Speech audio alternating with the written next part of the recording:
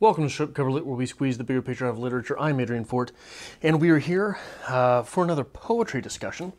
This poetry coming to us, of course, from the depraved mind of Charles Bukowski, as it lies in The Pleasures of the Damned, here on page 146, in a poem called The Second Novel. They'd come around and they'd ask, "You finished your second novel yet?" "No." "What's the matter? What's the matter that you can't finish it?" "Hemorrhoids and insomnia." "Maybe you've lost it." "Lost what?" "You know." Now, when they come around, I tell them, "Yeah, I finished. It'll be out in September." "You finished it?" "Yeah." "Well, listen, I gotta go. Even the cat here in the courtyard won't come to my door anymore." It's nice. I think the great lesson to be taken from this poem is that haters are going to hate.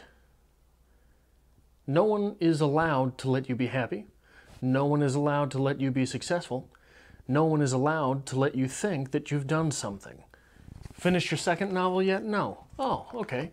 Well, I'll be back tomorrow to ask you again.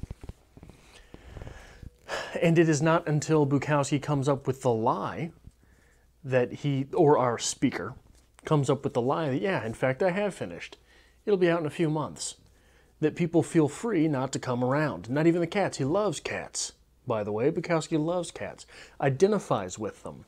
So I think that under the surface here, we don't have a mention of the cat until he's made up the lie. And at the end, not even the cat will come around anymore. So I wonder if this is a metaphor for the cat as himself. The cat as the writer. As long as one is struggling with the writer's block, and I think that this transcends just writing it to anything that makes us happy or makes us feel complete. As long as we are struggling with that, we're allowed distance from the thing. But once we admit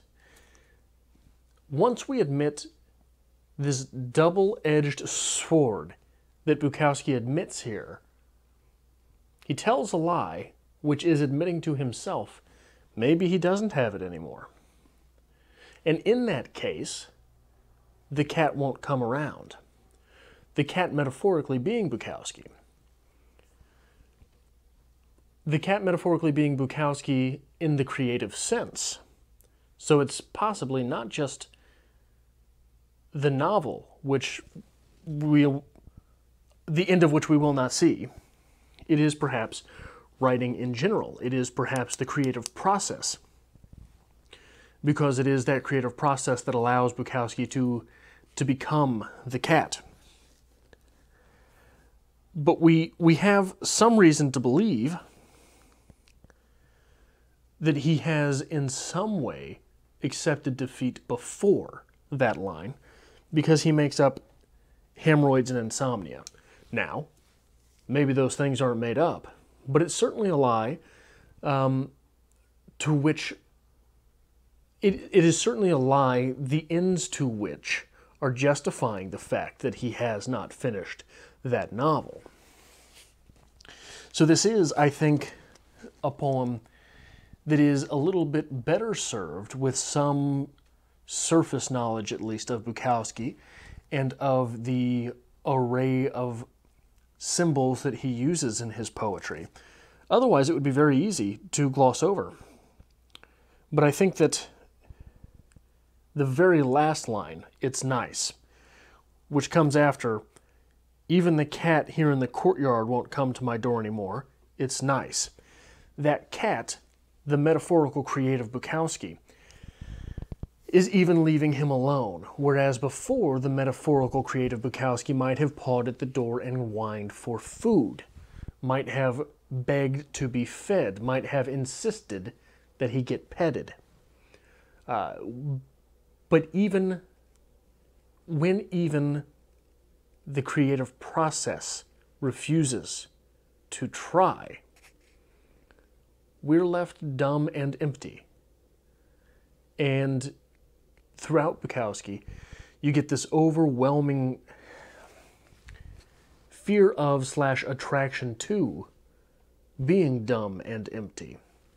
He seems to be quite jealous of those blank faces that he sees from time to time that don't understand art and don't want to, that don't create because they can't.